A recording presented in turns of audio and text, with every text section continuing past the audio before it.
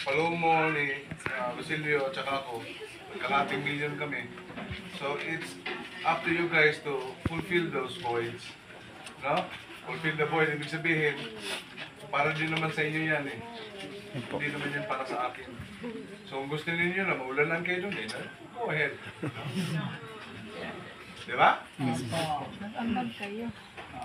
Nag-ambag tayo lahat. So, ating pinapakompute na yun sa ating engineer, yung sa lab natin. Wala pa man full completion na. Kasi gusto ko talaga lagyan ng mga bleacher kayo eh. Para lahat kayo maka-accommodate talaga pa. Kasi napakaliit din talaga ng gym natin, napakaliit. Meron pa itong bangin sa likod eh. Pwede pa natin na-extension na yan eh. But the thing is, gusto ko na may building doon sa likod. Para may matulugan kayo doon, hindi kayo kung saan natutulog sa sunset. Kaya malaki yung bakante doon kasi gusto ko maging dormitorio ninyo yun. For the members na talaga walang bahay doon, you know. At least kung pupunta kayo doon, may matitirahan kayo, may malulutuan kayo, may maiihian kayo, may matitihan kayo, may maliliguan kayo, di ba? Yun po yung ating project ngayon.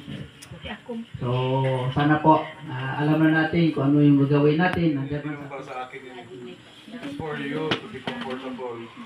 Kasi pag komportable kayo makinig sa sinasabi ko, pasok kayo sa isip at puso ninyo.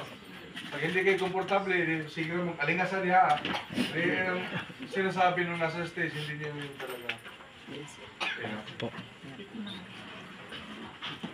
Kaya I'm so happy din na si Master na kaharap natin ng ganito.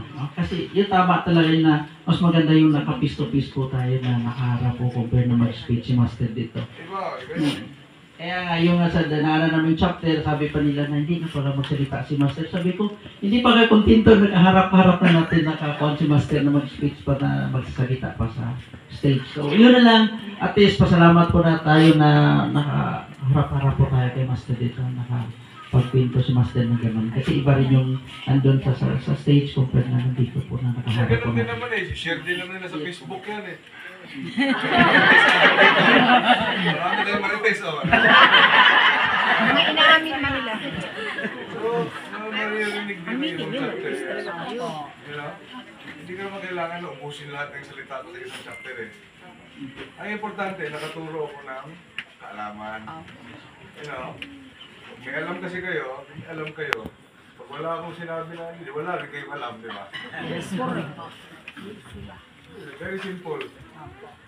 Kaya masulit tayo ngayon dahil umayang gabi, ma-enjoy na naman tayo. Para buong-buo yung ating, hindi masayang yung mga araw, dinastos natin na nakapunta tayo dito ngayon.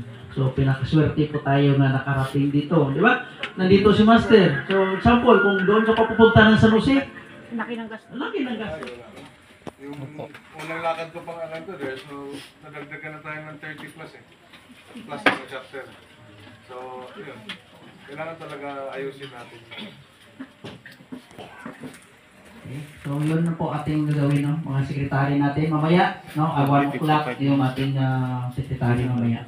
Para turuan din po kayo paano pag-fill up, no? Sa forms na yun sa report natin sa SEC. Importante.